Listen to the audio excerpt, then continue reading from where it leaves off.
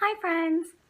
For those who don't know, this next coming week I am going to be doing a Live Below the Line challenge, which is essentially when you have £5, or in my case, I'm studying abroad in Malta at the moment, as most of you know, so I'm going to be spending €6 on groceries for 5 days. And for those 5 days, I can only use those groceries, only use that money, and it's to raise awareness for poverty. Where I am at the moment in Malta, 20% of their population is at risk of living in poverty, which is 85,000 people in Malta, which is mental. To be at risk of poverty means that you're either severely materially deprived, so you may not have a home, or if you have a home, you may not be able to afford those bills for your home. You may not have warm clothes, stuff like that. It may mean that you're on an extremely low income, which is pretty self-explanatory. Your income doesn't amount to enough to be able to live comfortably. Or in some cases, it would be living in a household with low work intensity, so not much in the way of work, if at all. So relying on money from the state or the government, in this case the Maltese government. I am surprised that in Malta, where the number of people living in poverty is so high, that food is so expensive. I have had to really be cautious with what I buy, be aware of the calories. I needed to buy stuff with the highest calorie intake to make that possible for me. This is really shocking, as in the UK you're able to get everyday value products, so like you can get oats for 75 pence and rice for 45 pence, but over here that just doesn't exist. There are import costs, and the supermarkets, the budget supermarkets they have are like Lidl, so nothing gets put into a reduced aisle or stuff like that. The price that it says, that's the price you pay, and that really hardly ever changes. I gave myself €6 for 5 days in which I needed to buy food to last me breakfast, lunch and dinner. I didn't include water in this amount because I think if you're living in poverty in Malta, chances are you'll be drinking your own tap water. For me, because I am not from here and I'm not used to the water here, it can upset your tummy and be a bit bad for you, a bit bad for your teeth, if you're not used to that. So I have decided I'll carry on buying my water from Lidl, and I won't be including that in the challenge because that wouldn't be an expense that someone living in poverty here would normally be facing. So let's get into the groceries. I had €6 to spend for these 5 days. So the first thing I bought, which was from Lidl, were these vegetables. It's minestrone vegetables. They had mixed veg with like broccoli, carrot and cauliflower and that kind of thing, but I thought this would be good because it says 15 vegetables on it, and I thought really for what I'm consuming, like this is going to be the best for my health. Really, that was what I get, and the most the least boring. This will be the least boring option. So in here you have potatoes, borlotti beans, tomatoes, green beans, carrots, zucchini, and other things. It's all in Italian.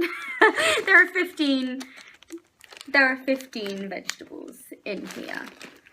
Is there anything else I can see? Oh, peas, courgette, I think, and possibly pepper as well. So yeah, this is the veg that I've got to last. The next thing I bought, which is from Lidl, is pasta. I thought this was just the cheapest, easiest way to do my evening meals, really. I just got like pasta shells. They were all the same price, 49 cents. Oh, and the vegetables were €1.49. And this was 49 cents for 500 grams. Yeah, not much to say about pasta. It's pasta. The next thing I bought from Lidl was this passata. and there's 700 grams. It was 69 cents. Again, not a lot. I just thought, you know, I can use it for lunches and dinners. I can probably make some soups and use it as a pasta sauce, that kind of thing. So I thought it would be quite handy. Okay, and when I was doing this challenge, I was thinking, what kind of protein can I be making sure that I get in? For those of you who don't know, which is probably not many of you, I'm a vegan, and so I'll be consuming no animal products in this challenge. So no milk, no cheese, no eggs, and no meat.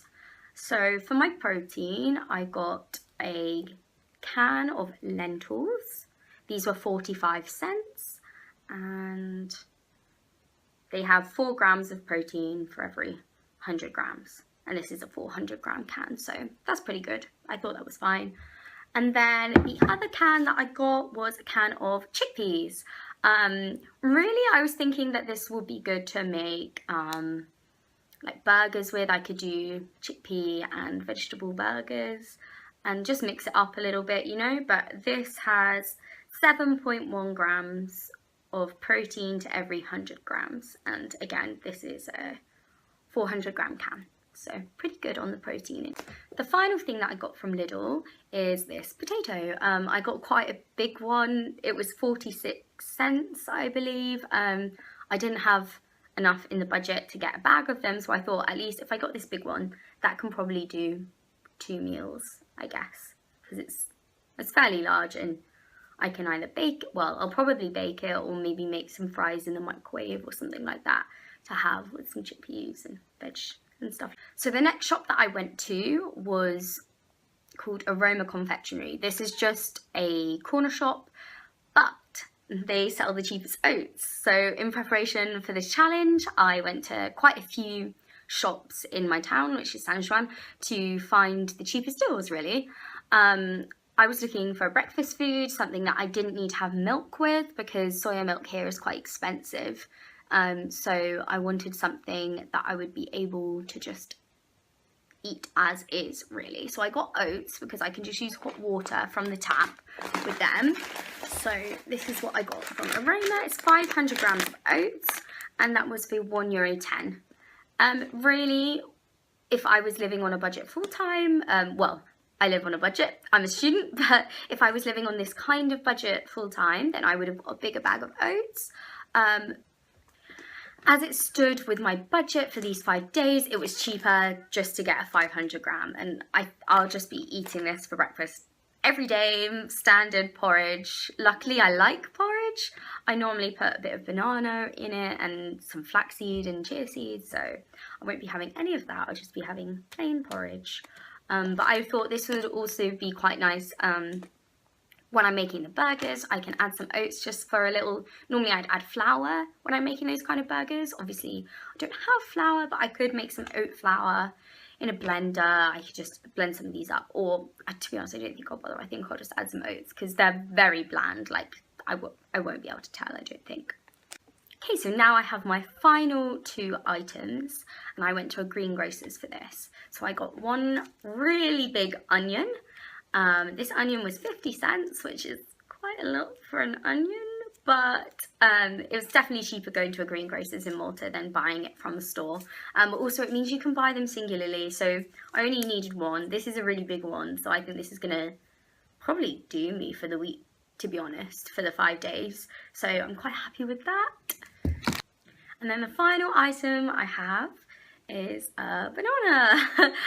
It's very green. I thought, this is Sunday that I bought these items, so I thought, you know, if I want it as a midweek treat, or if I want to have it on breakfast and stuff, it's best to get a green one, because by the time Friday comes, it'll probably be nice and ripe. So I got that, and that was 40 cents. So I spent my exact budget of €6, and I will see how I get on. So I'm going to upload a video every day to update you guys on how I'm finding it, what I've eaten, and whether it's sustainable, really, whether I'll be hungry. And this challenge is not to make fun of everyone who lives on this kind of budget below the breadline. This is not the purpose of it. and it's not to romanticize it and make it fun and a challenge. Really, the purpose of it is to raise awareness for poverty, and in particular, the charity that I'm raising money for, which is the Hunger Project. The Hunger Project work with 18,000 communities all over the world in developed and non-developed countries. I feel really passionate about this charity because it's to end world hunger, and it's to end it all over the world. It doesn't just focus on local circumstances, and at the same time it doesn't just focus on less economically developed countries. It focuses on the entire spectrum of poverty within the world, which I think is really important. I'll leave a link each day to my Just Giving page where you can donate to the Hunger Project. And I'll also leave a link to Valletta's Food Bank website, which is in Malta. It's a food bank. It's struggling over Christmas. There were quite a few news articles saying it might have to close because they don't have enough donations. So if you're living in Malta, if you can spare a tin of baked beans or a jar of jam or something similar like that, non-perishable goods, they'd really appreciate it. So the link is in the description, and they have actually a shopping list on there with things that they're looking for, which would be really helpful. Thank you for watching, and I'll see you guys tomorrow. Bye.